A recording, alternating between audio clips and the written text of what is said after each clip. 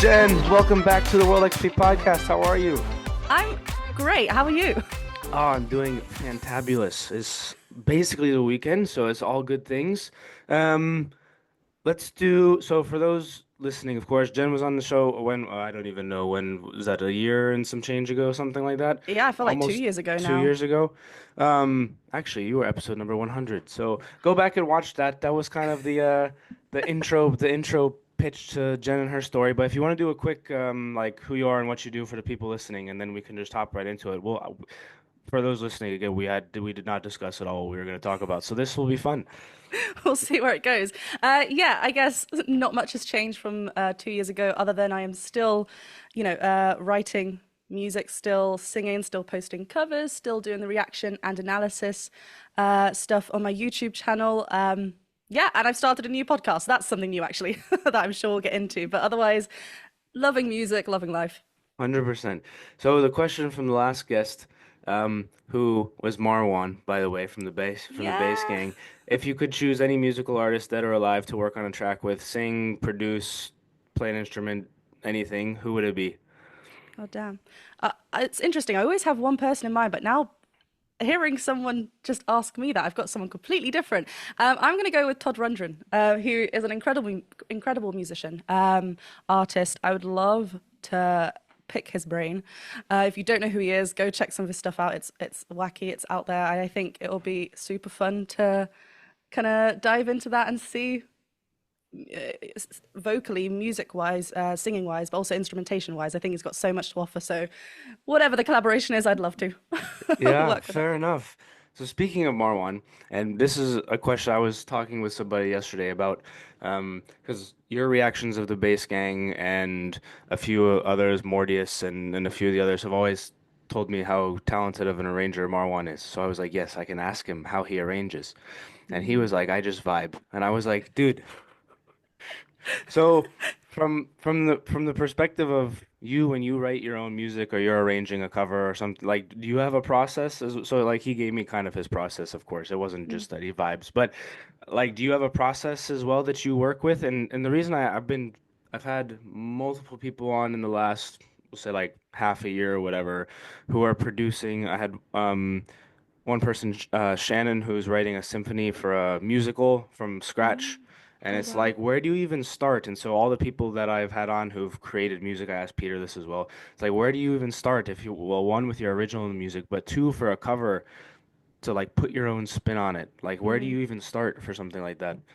Yeah, I mean, for me, every project is different. I don't like to limit myself with let's start everything the same. Like let's start from the lyrics if it's a original song or if it's a cover. Let's start with uh, just singing. Well, I guess with the covers different because you've kind of got the lyrics, the music's there, right? So you kind of know Yeah. that that's what you're starting with. Okay, let me sing through it and see where we can go from here. See what other things I can hear. But for original music, I don't like to kind of just start every song the same. Maybe I think I started like that because I was new. Like whenever start, writing my own music, it would always be lyrics, just writing them down. But now I'm happy that I have kind of let that go and I've started to experiment with, okay, what happens if I just have the title of the song? What Hmm. ideas come from that? Like, I've got a page in my notebook that's just full of title possibilities. Is this going to be like an uplifting song? Okay, cool. Let's go down there. Okay, chord progressions come out. Okay, let's continue with that. And then maybe like a chorus idea pops out from there. So that's one way. But then another way can also be just me like laring a tune, and that comes in and I was like, okay, cool, this is now the beginning of that new project. So I don't like to just have one kind of rule on how I start. It's kind of stems from different areas, I think, for me. Mm. So how do you fill in the pieces then? So if let's say you start with a title, or maybe you start with the lyrics, or maybe you start with some sort of melody. Because the thing that I was really getting at is when you're going through different chord progressions, Mm. like especially for original music, like you can do anything. And so to make it fit together and then to add in um like a run or something that isn't like within the normal, normal, just like the structure of the song, like where as you're listening. to, is it the same as Marwan where you're just vibing and like this would be a good place to put that? Or like how much theory goes into, okay, we've got this chord progression in the melody. This would be a good place to add in this drum fill or this whatever thing that is not, it's a change or a variation from like the normal kind of structure of whatever that Yeah. song is. Yeah, so you have like say you've got the main structure then, like you said. So you've got the verse, chorus, middle eight, double chorus. Let's just say that's like a basic kind of Hmm. structure. Sometimes I can kind of hear what I want the backing vocals to do. Like as I'm Hmm. doing the lead, I tend to focus on one thing at a time. So it's only maybe certain sections. But then once you've got everything out in front of you, you can. Oh, I'm also quite a visual person as well. So when I see it on Cubase, then I can kind of see, okay, I hear something is missing here. What can I play with? And also, obviously, my own original music. It's not just me. I write with Ian Iredell, who does the covers with me. Hmm. He also is in with the original music. So there's a lot of collaboration, which is great because sometimes I can be like, something, yeah, like I'm feeling the vibes. Like something is missing here, though. But what is it? And then maybe he's got an idea of like a cool guitar run, and he's a great like noodler. Do you know? Just Hmm. got the Yeah, guitar out and he's like noodling around. He's like cool, and he'll send me about five different you know ideas on a certain section, and I'm like, gosh, I'll add them all. They all fit so well. So it is a bit of okay, we need to finalize on one. Let's just play around with it and see where it goes. But it's nice having that person to bounce ideas off. I think that really helps with me because sometimes you can get stuck in your brain of it needing to sound in like one specific way, but yeah. allowing it to be open with someone else, you bounce, have the opportunity to have ideas bounce from one another. Yeah. How do you get out of that from your brain feeling like it needs to sound a certain way? Like there's certain kind of chord progressions that I, at least for me personally, like if I'm just humming along, I always end up in like, oh yeah, it's these four chords that make up 80% of the songs, and then you just switch the order around or whatever the stat Yeah. is. But I feel like it would be very easy to, as you're composing your own music, to maybe if you're stuck at a certain point, to just like, oh yeah, it's da da da or whatever it is, and then you just And end then up it back there and comes. you're like, "Ugh, not that one again." Yeah, you're back to the root Yeah, yeah, yeah. chord number one. So obviously you've got like chord one, four, and five are quite popular chords to kind of fall back on. So that's what you're kind of describing Hmm. the Yeah. pattern of kind of. Then you switch it around maybe for the chorus, then you switch it around again, but it's always kind of and maybe add a relative minor or something. But it's all kind of the same family. Again, working with someone who's very interested in always keeping the keys, like the chord progression moving, is really exciting. I always go back to, okay, what do I like to listen to? What intrigues me? And then I get inspirations from people like Todd Rundgren, Hall and Oates, if we're talking, where are they moving to? What catches my eye? And that's what I like to. There was actually, you mentioned as well, how do you get out of just feeling like it's the song is sounding one way? How do you get out of that? If it's just feeling like it's in a box, how do you kind of get out? There was a song that we released the end of last year, Last One on Your Mind, that was going down quite a ballad route. And we would just, it was kind of becoming stuck. It was like, okay, we love ballads, but sometimes we just need to, where is this going? And then suddenly the middle eight happened, again with the chord progression, guitar, Hmm. playing through things. Okay, not this one. Okay, not this one. And then suddenly it was like, okay, the feeling of it overall, it needs to be way more uplifting, way more that we up the tempo. And then suddenly it starts going into a different journey. And you have to kind of almost let that go. You feel very precious to how it was originally. Hmm. But then you have to kind of be like, okay, maybe this is best for the song. Let's see what happens if we go down this route. Something new might happen. You have to be open to. I don't like using the word mistakes because it's not a mistake because it's led you to down Yeah, yeah. this path. So it's just about experimenting, I think, and then allowing yourself to go down those routes and changes because then you might create something wonderful. Yeah. No, music is so cool. Like the you change one thing and it can change the entire feel of a song and how it Mm. makes people feel as they listen. It's like it's super, super cool. Speaking of arrangements, can we just take 1 second and Jeff's arrangement of Carol of the Bells is here. Yeah. Oh gosh, So his good. Christmas special Yeah, the definitely Christmas was one. special. Yeah. I wonder what he's gonna do this year. But like I don't even know. I mean, you reacted to it, so I mean so did everybody else. But like, can we just take a moment and appreciate? I think I've listened to it like 100 times. Have you? Yeah, I Yeah. definitely, when it came out, I definitely had to, it was one that I had to keep going back to purely just for enjoyment, but also just what the heck is going on?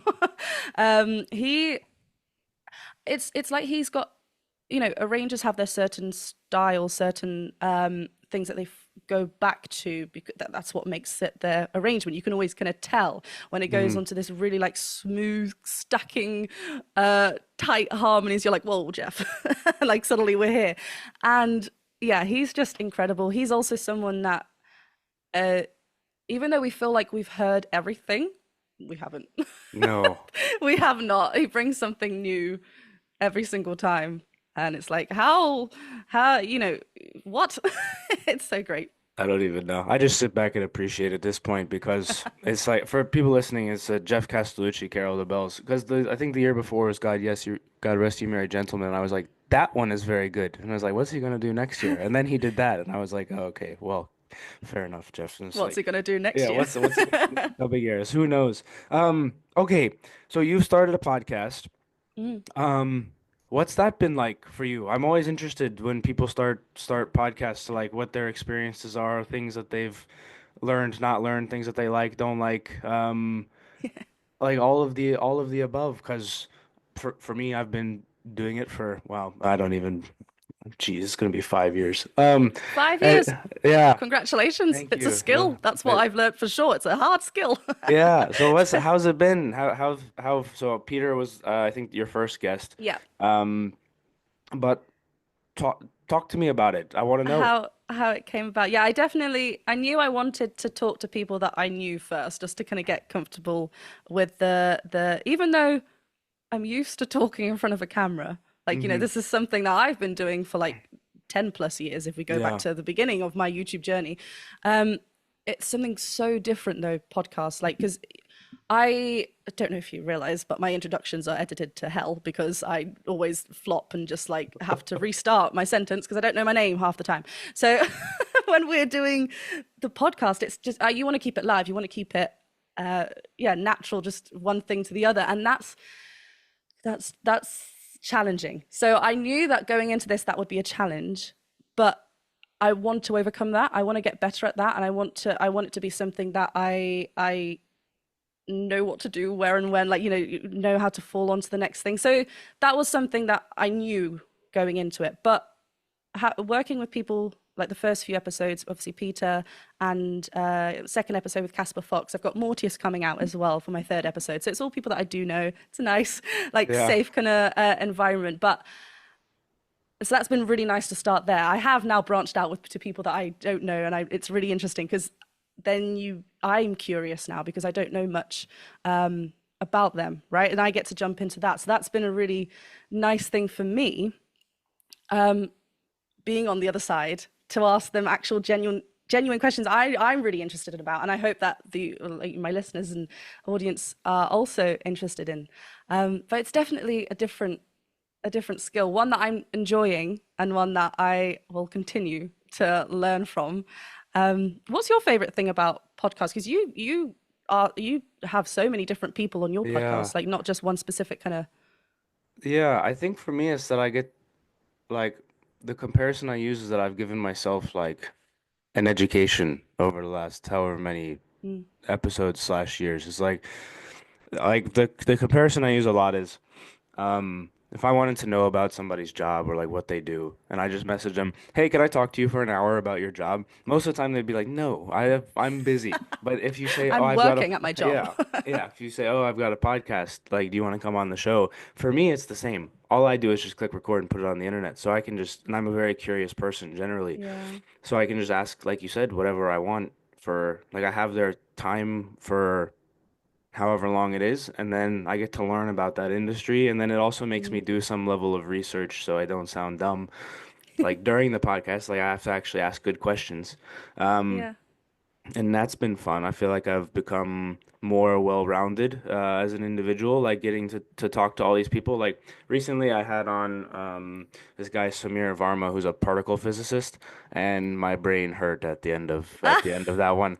So, but like he sent me his book, which is like proving that free will exists from a physics perspective, a quantum physics perspective. So Oh my I gosh. had to read the first chapter like 27 times because I didn't understand. But that Samir, that's not true. It wasn't 27 times. It was more than once though.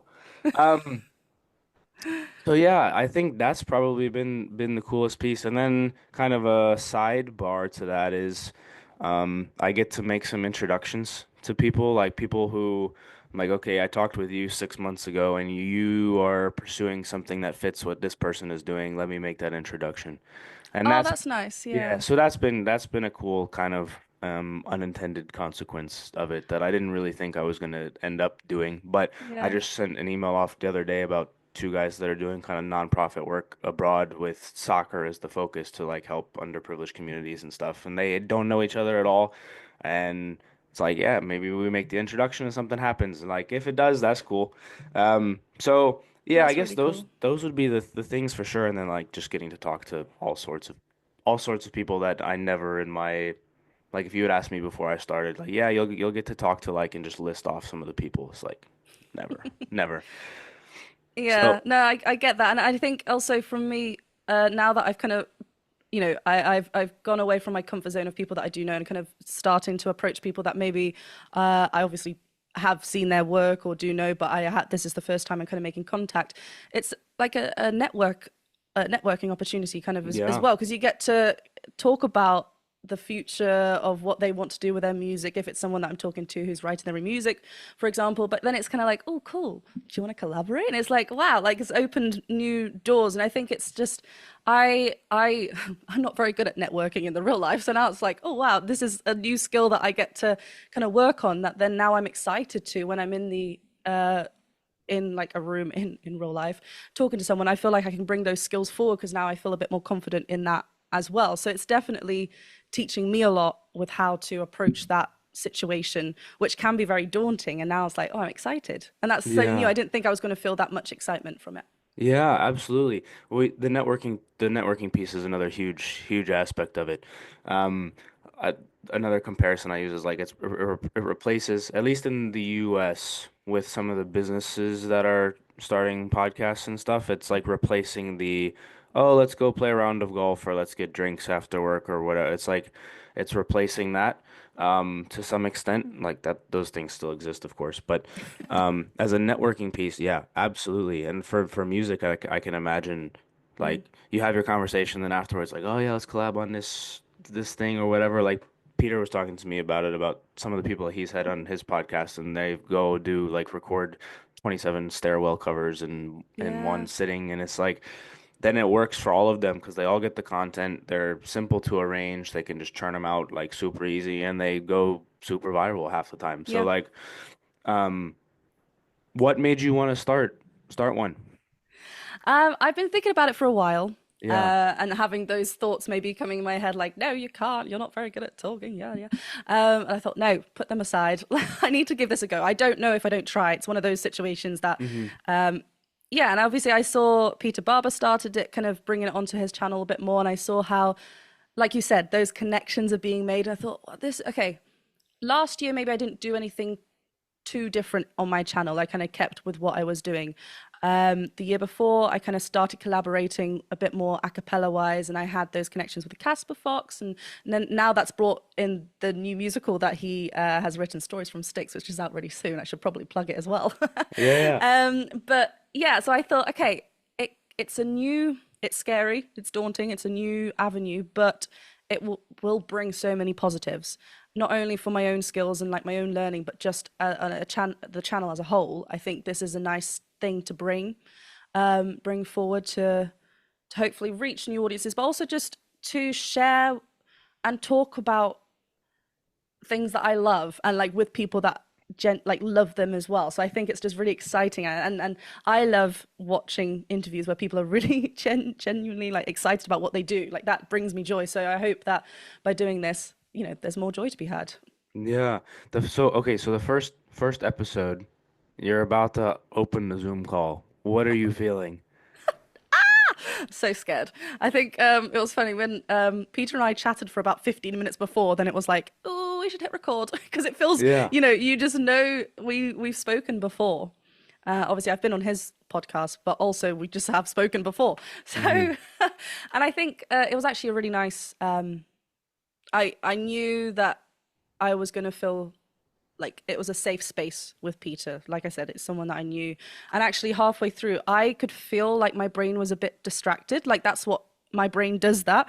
And I actually went, I had to like stop. And like, luckily, you can like edit. I don't want to ever edit my videos because I want to keep it like obviously Yeah, yeah. not my reaction analysis. Obviously, I'm editing those, but the podcasts to keep it really natural. But I had to say, I'm so sorry. Like my brain's just wandered off. Can we just? And we had, I think, about a 5 minute chat, which didn't end up in the podcast because it was just him kind of saying, it's a weird thing because you're talking to someone, but you are in front of a screen and there's a camera and there's a light and you want to try and keep it natural. It's like all these things, but then you have to be actively listening. And I was like, whoa, you're so right. I'm bringing a lot of pressure on myself. Just chill. So that was really nice. If that, Yeah. in a nutshell, is what I was feeling on that. It turned out to be a really nice chat after that. A little hiccup from my side. And he was so lovely. He was like, you're going to keep learning. He told me to have a notebook next to me so, I can keep, if there's anything that pops up in my mind, just quickly da da da. So I picked that up. Thank you, Peter. Yeah. That's a good piece of advice. I should probably do that. Because I I haven't have done it. so many like thoughts going on, and I'm like, oh my god, yeah, that's oh my god, and then I can't remember the first thing, and then I fumble because I'm thinking about too much, and I'm like, sorry, where were we? Yeah. Yeah. We talked about that the last time. So Did we? similar to what we're doing now, or not you and I, Peter and I did. Okay. Similar to what you and I are doing now. Peter and I talked about music for about half of it and then just I said devolved. It didn't devolve, but then we was just podcasting for like the rest of the time and stuff that we had learned and talked about. Mm. And keeping your thoughts organized is so yeah, because there's a camera, the screen, the light. Then you're saying one thing, and halfway through your answer, I'm like, I want to ask more about that. But I still have to listen to the rest of the answer to like figure out when a Yeah. good point is to do that. And then sometimes I hold on to questions for like two or three back and forths, and that sometimes if like things are going well in my brain, it's like no problem. And then other times it's like, damn, I forgot what I was gonna ask. Yeah. Um, and that's a skill that like took a lot of time Mm. to kind of process because there's some interviewers that I listen to that don't even ask questions. They ask questions with statements, and it feels very, very natural. Like they're just having a conversation, even though he's guiding in a Yeah. specific way. Um, and to be able to do that. So I've tried to add that in, and then I realized doing that over Zoom is a lot harder than in person because like the body language of like, okay, now I'm done talking and I'm gonna lean back. It's like, okay, that doesn't really work on Zoom.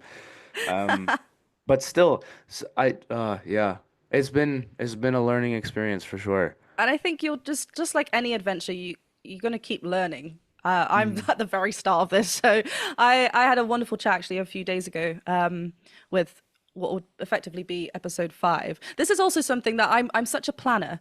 Like Mhm. I've got my notes and like highlighted, but then you kind of don't want to just be you want like you said you want to be focused on the person talking, so obviously that's helpful, but you don't want to put too much. And at first I did put so much on that sheet because I was like, oh my god, this question, oh my god, I get so excited before even talking to the person that then when you talk you're like a split brain. You have to have like two both sides working at the same time.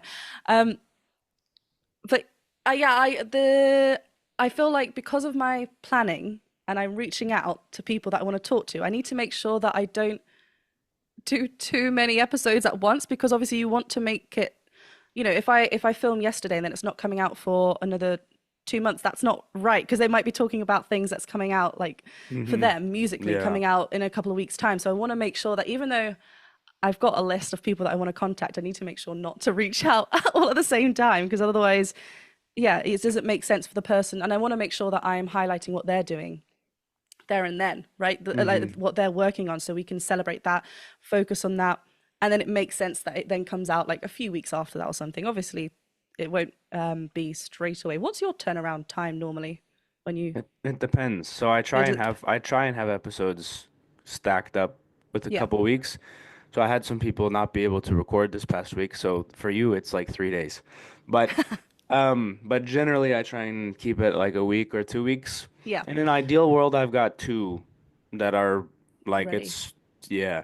Um, Rarely that occurs. But that's an ideal world because finding guests can be hard, especially when it's something like for you is probably a little bit different because you've got people that you've collaborated with or that you know from like that are in the space. For Mm. me, I'm just shooting emails off to like just like Yeah. And so because you've been doing this for such a long time, it's like, God, I need to find more people. yeah. Well, that's true as well.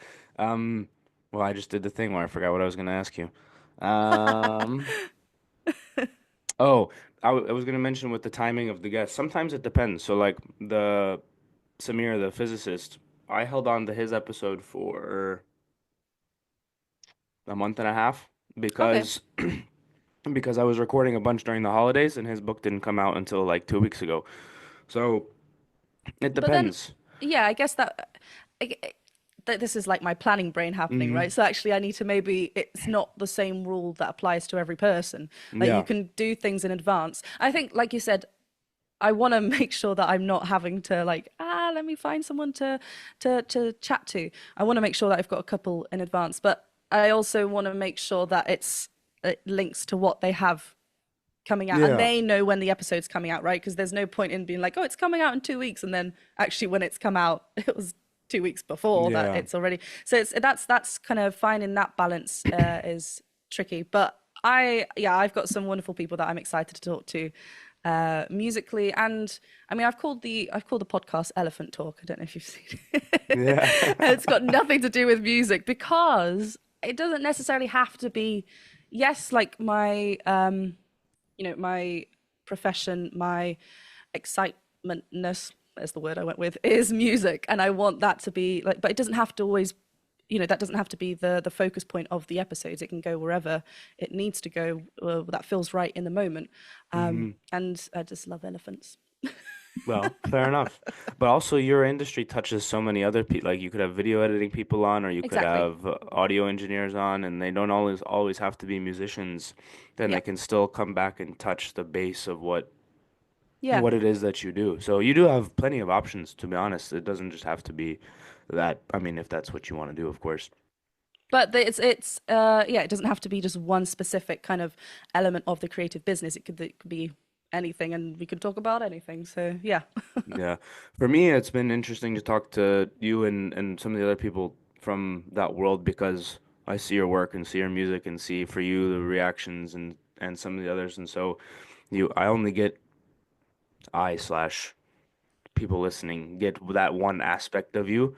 And so to like round out the human, at least for me, is like now when I watch, I'm like, I know that person, and but from the standpoint of me, it gives me insight into kind of how you guys think about music and then where you might be coming from like the things that you pick up, like Peter picks up different things, you pick up different things, some of the others pick up different things, and then the arranging styles as well. To go back to that a little bit, um like all of you have slightly different tastes and what you Yeah. like, and so when you're making your own music, it's like this is That's where you like the kind of then. process. Yeah, it's cool. It's cool to get to know the person. So when do you feel the same when you're chatting with at least maybe some of the new ones that you haven't chatted with before that you've seen their work? You're like, okay, now I can put a instead of a face to the name, it's like a person to the body of work. Yeah, yeah, because you see them only in like one light, I guess. I mean, the Hmm. the a current person that I've spoken to, that's coming out probably in a few weeks' time. I've spoken to Ellery Ward. I don't know if you know her. She popped Mm-mm. up on my TikTok like during lockdown time, posting Sondheim covers. So a musical theatre composer, but really like acoustic folk vibes. And it just caught my eye. I loved it. So I've known of her since then. And then when I started this podcast, I was like, oh, it'd be really cool because she's writing her own music now. So that'd be another world to kind of jump into. And like you said, you only see said like them from that perspective, and then suddenly they're right in front of you. You're talking about their everyday, what they like to do other than what their profession is, and it's just you get to kind of dive into a new part of them and Yeah. and talk about that, and that's really. really nice because otherwise you wouldn't have known that, but also like people listening, it's something new for them as well. And I think it's just it must be exciting for them as well. Like I mean, it's exciting for me being on this side, you know, getting asked these questions too, because sometimes people just see you as the reaction analyzer, your reaction at it, and I'm like, well, hold on. I'm a person, but you know, I've got other things. It's nice that suddenly a human can be shown a little bit more rather than what people see Yeah. you as. And then you build the relationship with that person as well. And then that, to Exactly. go back to the collaboration and networking piece, then that's how that starts. Because it's not really like you're having a genuine conversation. There's something about having like a really nice conversation with somebody that you both feel good afterwards, even if it's on Zoom. Like I don't like that it's on Zoom, but unfortunately, I I know. do not have the money to fly people out to some and rent some studio and do all these other things. Yeah. I am just a person. So, um, but it's still you like you get to the end and then you're kind of like, oh, that was really nice. And then you start to do that a bunch of times. And then for Mm. me, at least, it helps me with my sanity to get out Yeah. of the day-to-day, whatever. It's like every week, roughly, I have somebody that I either haven't talked to in a while or somebody new that I get to talk to. And it's like a nice um, break from the rest of just things. Mm. Um, because it's not normal, at least in this current day and age, to be Yeah. like, yeah, I've got a random phone call or Zoom call with somebody who's on the other side of the world to talk about insert thing here. Yeah, it is. It is. I. It is interesting how like I with the first episode with Peter and having that kind of blunder moment, I left there thinking quite negatively about it. I was like, oh my gosh, this is the worst. I've messed up. Like and it's interesting as humans how we do focus on the negatives. But like Hmm. once you get better and you start, you know, you're learning. The more you do it, the more you'll pick up. The more you'll learn from it. And especially like the last few, I've gone away from it thinking, well, two things. Wow, I made it through. Yes, this has become better. And then the second, I genuinely had a really nice conversation with that person. Like, you know, you take yourself out of like the filming aspect and for your channel. And actually, I just learned so much. It was such a joy to talk to that person. Not saying that it wasn't a joy to talk to Peter, it was. But you know, it's nice the more you get comfortable with it, you can start enjoying it a bit more. And it does, like you kind of said there before, yes, you're kind of still asking questions. Maybe they become a bit more statement like, but also it's rather than like it becomes a bit more the flows ebb and flow. You know, like they just finished talking, you quickly ask another question. It just feels really natural. It doesn't feel like it's kind of scrapping for ideas or like looking at your notes. It just, I that was the past few have I've felt a lot more comfortable. So I've therefore left thinking that was good. Yeah. I really genuinely enjoyed it, and I can't wait to then message that person and be like, "Thank you so much," because I Yeah. like had such a lovely time. Yeah. Do you watch them back or listen to them back? So I do focus on, so I record them so you can see both of the screens, and then I like to edit them that they were both together. Then like Zoom, like you know, want the person talking comfort. So I do kind of go back and edit in that way, not edit Hmm. the time frame, like you know Yeah. the natural of us talking, but I do go back and yeah, and it makes me happy to as well, especially like some of the people that I've spoken to. I mean, all of them have been like wonderful, but you get really you remember certain things that they've said, and you're like, I need that printed on a t-shirt. It was so good, you know. Like it's some of the, and I just like going back and like listening to it and thinking, wow, that I was sat in that chair listening to that person say that and thought, wow, that was so cool. It was like Ellery Ward said things like, you know, you got to stay curious. If you want to do it scared. Like, you know, she just brought things that I was like, wow, I feel so moved and inspired. Like, I want to listen back to it because I'm excited for everyone else to listen to this. Yeah.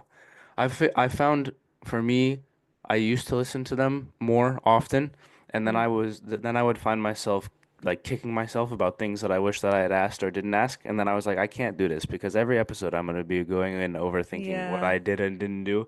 And I was like, okay, I can't be doing that to myself. So now I listen back slightly when I'm making like the short form content and stuff, Yeah. but like sometimes, actually, that's not true. There are some times when I listen to them back when somebody's coming back on the show. Like, what did we talk about last time? Like, Oh, yeah. for, You would go back. yeah, for you, I was like, I think it'll be fine. We'll just roll with it. We'll Yeah, see what happens. we'll just But roll. it's kind of like what you just said. It's interesting how our brain does kind of go negatively first. And I Hmm. don't, see that within myself. And every time that happens, I'm like, come on, you're better than that, Jen. Obviously, you want to let your brain go to wherever it wants to go. You don't want to, confuse it. But also, if you keep going negatively and going to like what you don't like, then yeah, you it's not nice. And luckily you came out of that cycle because you felt like that was happening and you felt like actually this is not beneficial. I'm not learning from it. There may be a time that I'm doing that as well and I think, okay, let's stop stop doing this. But at the moment I think, I'll look back at the questions that I have on the side. I'm like, I didn't do that. And then I think, oh, maybe I'll get them back in the future. I'll make sure to ask them there. Do you know what I mean? Like, it's you can always bring them back if something, like I've come back, this Yeah, made sense to yeah, come yeah, back, and then maybe you can come back and ask the questions that you forgot last time. It's still a good, engaging chat, even though maybe it didn't go down a specific route that I initially wanted it to. It went into a different way, and it still doesn't mean that it's bad. It's just that's what happened, and it's still engaging. So I think yeah, there's for every negative that maybe you think it's okay. Give me three positives and yeah, try and look at it like that. That's what I try and do anyway. yeah. I think quite similar to you when I started. I had the people that were on in the beginning, I knew all of them. Mm, Um, and then so it was simpler in that the comfort level was there. So the mm. first time, okay, so first time you have somebody that you don't know. Are you feeling differently? Or are you like, okay, I've already done some, I kind of know what I'm doing? I so the first person that I was Ellery Ward that I'd only messaged for the purpose of the podcast. Hmm. And I felt like I had to bring a level of professionalism. I was like, okay, I'm a podcaster. I'm Jennifer Glatzhofer. Let's go. No, I try. I try not to put too much pressure.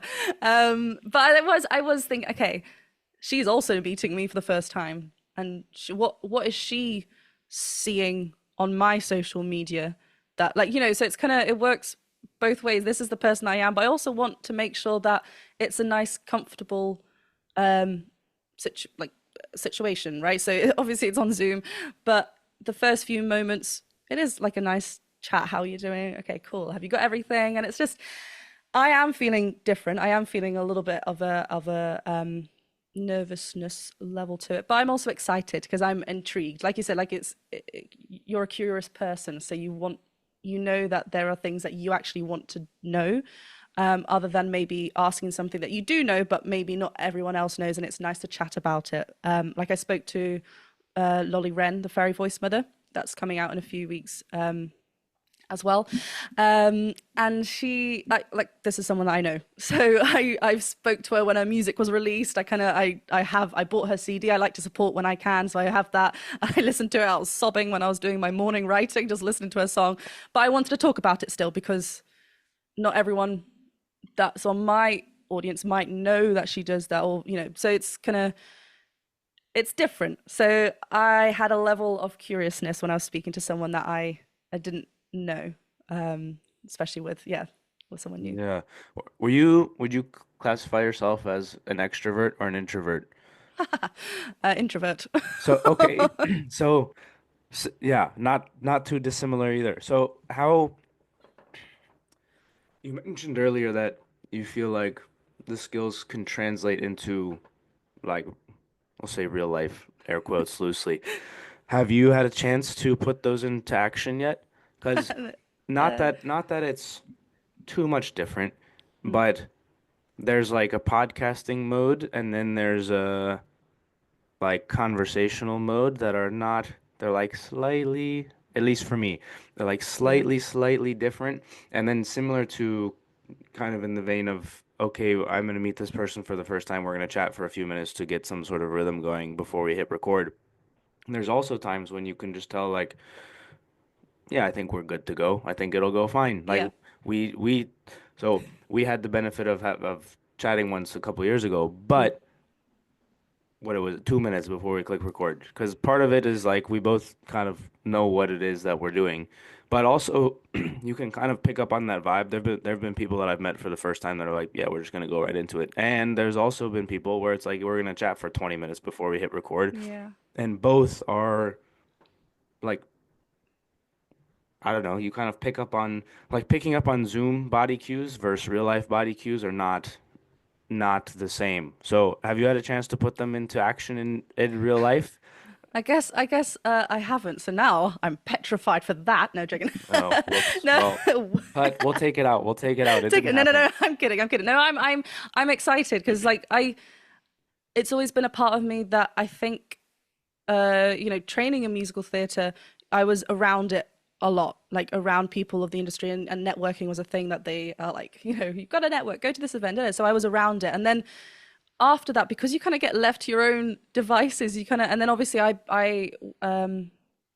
on the YouTube community, you get used to talking in front of a camera, and then suddenly, what are people? What is people? How to talk? Beep, boop, boop.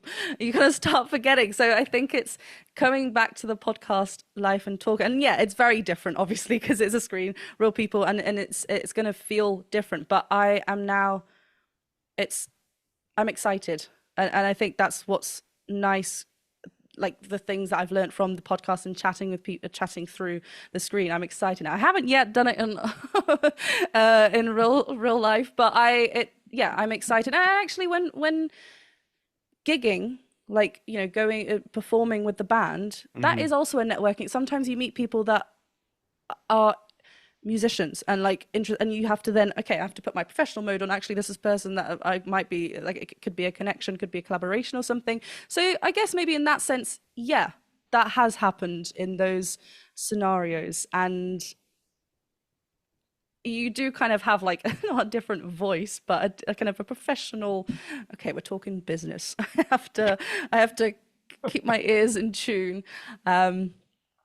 But yeah, there's so much learning to do, and I'm excited to see where the journey goes. Yeah, 100%. I'm excited for you. I think it's a really cool thing that I mean has given me a lot of I don't know, I've learned a lot. So I'm excited for your journey as well. With your channel, is this at all part of like a I don't, pivot is not exactly the right word, but a lot of the content kind of landscape seems to be changing, at least from what I'm seeing, ever so slightly. And so my stubborn self is like, nah, I'm just gonna keep doing what I'm doing because that's why I do it because I like it. But Yeah, from a certain standpoint, for you, who's got Patreon, correct, and then hmm, all of these things that kind of these are your income streams, and like you've got to pivot a little bit to stay with the algorithms and make sure that you don't get lost because there's channels that just continue to do one thing and then they get lost eventually because the algorithm changes or something like this. yeah. Is that was that part of a conscious like I need to add something else to this to make sure that that doesn't happen or like where are you at with marketing and kind of because you're doing your own music, you're doing the pod, you're doing the reactions, you're doing covers, you're doing all these different things. Yeah. Was it part of a conscious kind of marketing shift or like where are you at, I guess generally speaking with your channel in terms of like I need to make sure I'm hitting these things because this is doing well and that's not doing so well, so we're gonna cut back on some of those. Yeah. Yeah, yeah. I think I wasn't thinking of it like that I had to maybe change for the algorithm, but I think because like I said earlier, the last year I didn't really add much new, and I felt like, okay, I want to bring something new personally for my interest. What can I do? And like you said, like that the algorithm is changing, so that maybe there was like a subconscious level connected to that. Like I need to bring something new. Let me see what other people are doing. Let me see what is. They're the guinea pigs. No, let me see what's working and see what's not. But let me try something new. Let me see if I don't try, then I will always be stuck in that whatever I'm doing. Like, if you don't try something, if you don't try a new route, then you know what's going to happen because you're just staying in the same lane. So Hmm. it was definitely out of interest. I wanted to see what it would do to my analytics. I had a few questions, and I think this is why I was thinking about it for a long time, but a few people commenting even on Patreon or YouTube, I would really love you to chat with so and so. I'd really love to hear your thoughts about so and so and bring them on for a chat. And this is before I even like started talking. I was like, Yeah. I don't know, why would you want to see that? And then obviously you get more and more comments of that. And I thought, okay, maybe this is the new thing that I bring to my channel. And also going down the channel route, I did think, should I have a separate channel for just my music, or should I keep this just reaction and then separate that, because that's also does that hinder the algorithm? Because obviously it's you're being pushed to people that are clicking on reaction and analysis, so maybe not so much that they're interested in the covers. But then I called the channel my name, so I feel like I have to put everything on there, and it's like my world. Do you know what I mean? Like at the end of the day, Yeah. I could be doing it for the people that are watching, but it is my channel, so I want it to be a place where all my creativity goes to. So that's why you do see things from like 10 years ago where I don't know, there was some I like there were vlogs. Like I don't really vlog anymore on my channel, but that's still there because that's a part of my life and Hmm. what I was doing 10 years ago, and I love watching those from time to time. And then yeah, going into the reaction, I went into some like singing technical videos at one point as well, like warm-ups and stuff like that. But you know, what's the natural progression? Where to now? And I think obviously podcast is something, a relaxed chat environment is something that I wanted to bring to the channel. Nice. So, also with your channel, you've got what new album coming. When is that? Is that out yet or not? Not quite. No, so we've got vinyl record presses as well. The test Ooh. presses, oh, the test presses came a few weeks ago and they sound so good. They sent 5 test presses, just in case one was good and the rest weren't. But you have to make sure all of them are good. And they were so fun to listen to 5 times. No, it was so fun to listen to. It was really just hearing them kind of physical as well. But that so you can pre-order them now already. I haven't like yet made a full announcement, but I've started talking about it on my channel, on my videos that you can pre-order, so that once they're there, I can then send them out. But then streaming Where platforms. can Oh, people where can people pre-order those if they want to? yeah, just get in touch like over on Instagram or email. If you pop my email on your Yeah, I'll description or put whatever, yeah, it'll be in the description. it'll be in the description. Yeah, so it's basically it's just at the moment putting interest on a spreadsheet, and then I reach out and I'll pass on the details. But that's going to be the full album. So obviously singles have already come out, but then there are 9 songs in total on the album. The album's called Echo, and it will come onto streaming platforms later. But we wanted to make a physical copy first, so then people that want that can have that first before it comes out onto streaming platforms. But that will be like May time. What made you want to have the physical copy side as well? That's very rare these days. Yeah, it's hard as well because obviously, do you go down the CD route? Do you go down the vinyl route? And I think vinyl records are like artwork as well, right? And they're big and Mm, you can read. And I wanted something. We made a GoFundMe page when we started kind of, okay, cool, we're going to get this professionally mixed. I keep saying we because obviously me and Ian both collaborate, like it's our project under my name. But yeah, so we made a GoFundMe page and we made on there like little tiers that say for people that donated a certain amount, they get the vinyl record as part of that as well. So just to encourage people that you can support, but you also get something back. So, and we went down the vinyl route because it seems a bit more like that's a bit more popular than CDs.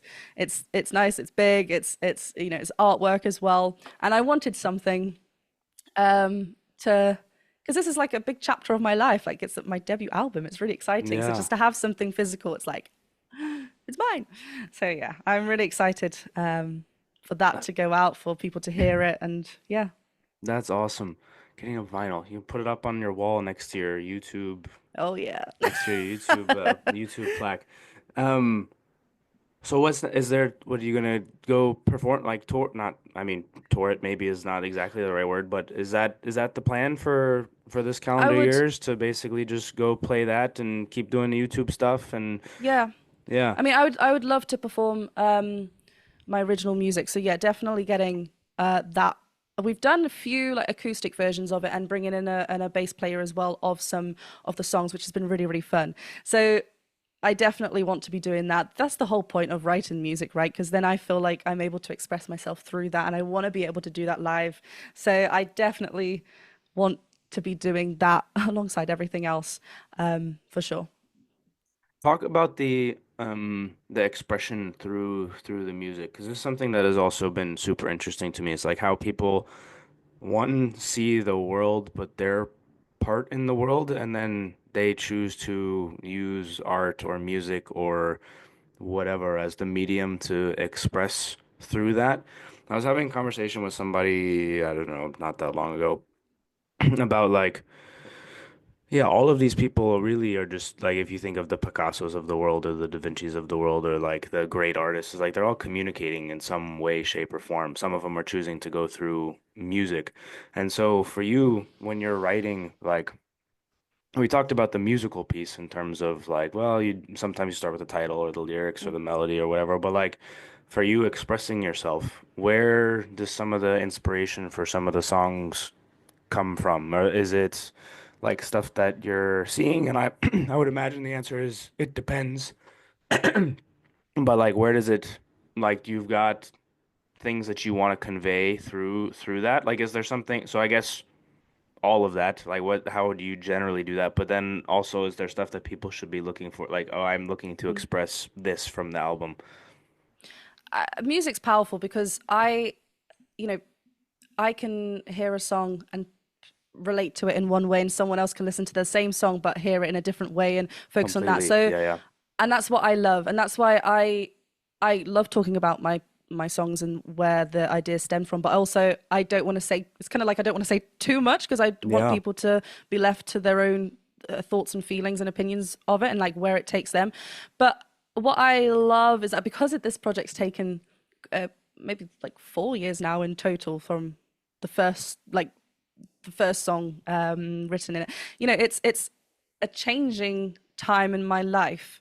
Some of the songs link back to if we go back to like Voice of My Own that came out a few years ago, that will also be included because it's all part of the same project. So I wanted them all to kind of come together. But that was from a time where I felt like I had to change, like with Voice of My Own. I wanted to change from where I was, and I wanted that to be shown in the song. So I think that's very powerful, and I think a lot of people get that. But there are other songs that maybe the the thoughts and feelings that people are bringing forward. Oh, it made me feel this. Oh, it's a breakup song. Maybe it's not really a breakup song like from me, but it's like a break from something. But someone Mm. people have taken it that way. So I love how it's kind of it's shown in different ways for people, and people can relate to it in different ways. Going back to the performing live of the songs and expressing through that, I love it because even though I wrote that song maybe 2 years ago, or even last year, or 3 years, whatever song it is, I could be singing that same song but in a different perspective, and that's what's really that excites me as well because it's the same lyrics, but I'm suddenly now singing it from a different point of view. Um, and I also like the journey of the lyrics in the songs that when we get to the middle eight, it's kind of like uplifting. Like I try and bring an uplifting approach to all of my songs, not in different ways. Obviously, you don't want to have it the same Yeah. thing every single time, but like I like that there is an underlining positivity in all my songs, even if it's just like a little smidgen, maybe just one line, then it turns back to depressing. No, but like I love that that is something that because I have that outlook in life. Do you know what I mean? I want to find the positivity and I want to keep living life to its fullest. So I want to make sure that that is expressed in my music, no matter how like someone might feel after listening to one of my songs. That's what I want to come out of them. Yeah. Well, we could all use a little bit more of that in the world these days, I'd say. Exactly, exactly. Um, I know you've got another meeting to get to or another commitment to get to, so I think this actually probably is a good place to wrap up. Where can the people, if they want to learn more, find more, pre-order? I know we talked about Instagram or whatever, but like all the places that people can find you.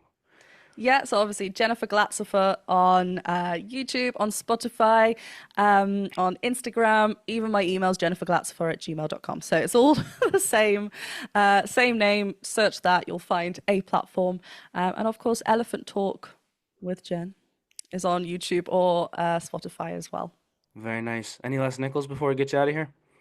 Oh, um, other than I hope everyone's having a wonderful day. I don't have anything. Thank you for a lovely chat. It's been really lovely to talk about everything as well, music wise, podcast wise, anything like, new from my side. So thank you for having me. Yeah, absolutely. For those listening, links will be down in the description as always, and we will see you guys next time. Peace.